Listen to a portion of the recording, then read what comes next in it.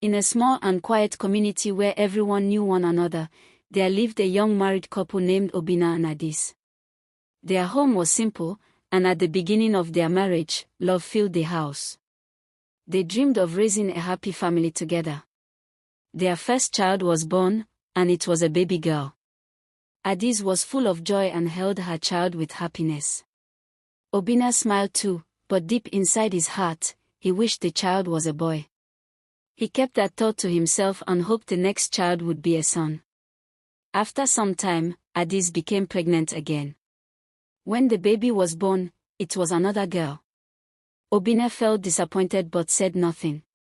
Later came the third pregnancy, and again, a girl was born. Then the fourth child arrived, and she was also a girl. Addis now had 4 beautiful daughters. Instead of joy, their home slowly filled with sadness. People in the village began to talk. Some laughed and some mocked Addis, saying her stomach only carried girls. Obinna's mother joined them. She laughed loudly and spoke harsh words, making Addis feel small and ashamed.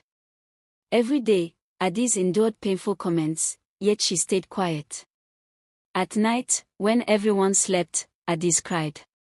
She knelt down and prayed softly, begging God to give her a male child so the shame would stop. She prayed with tears in her eyes, but nothing changed. Obinna's heart grew heavy with anger.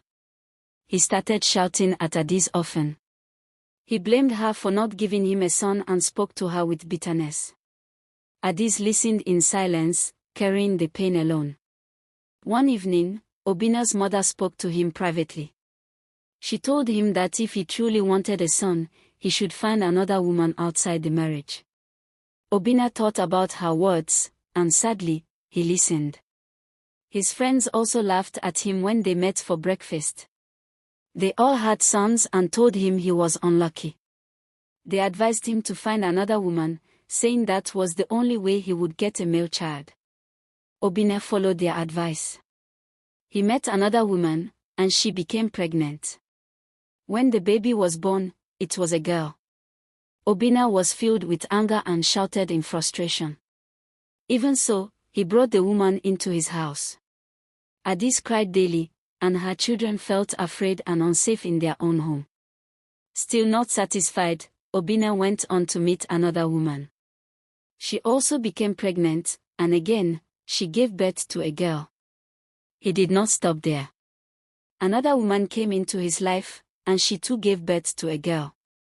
Everywhere Obinna turned, there were girls. 8 girls in total now carried his name. Obinna grew tired and angry. He avoided the girls and showed them no love.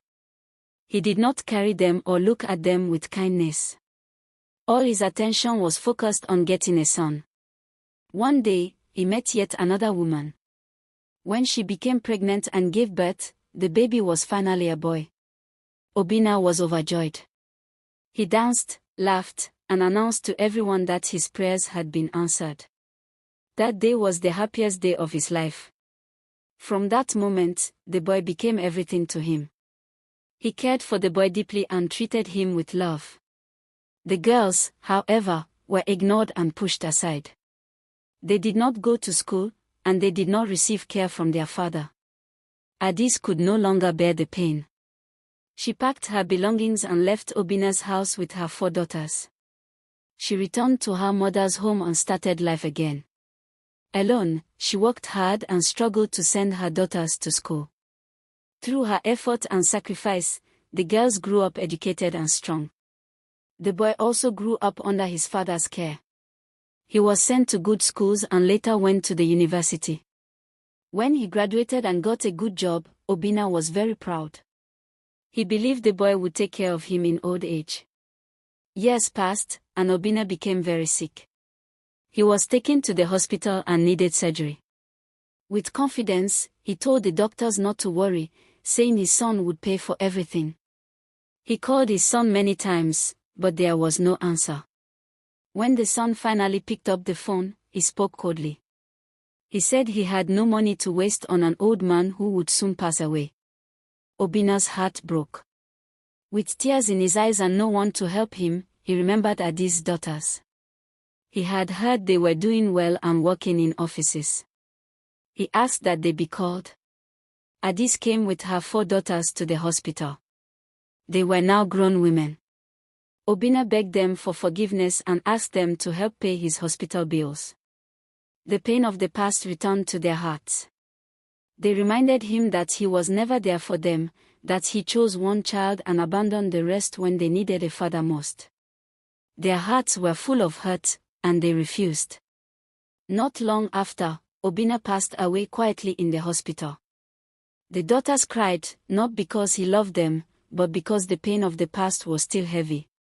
They returned home in silence, carrying a lesson the village would never forget, that a child's value is not decided by gender, and love given too late may never heal old wounds.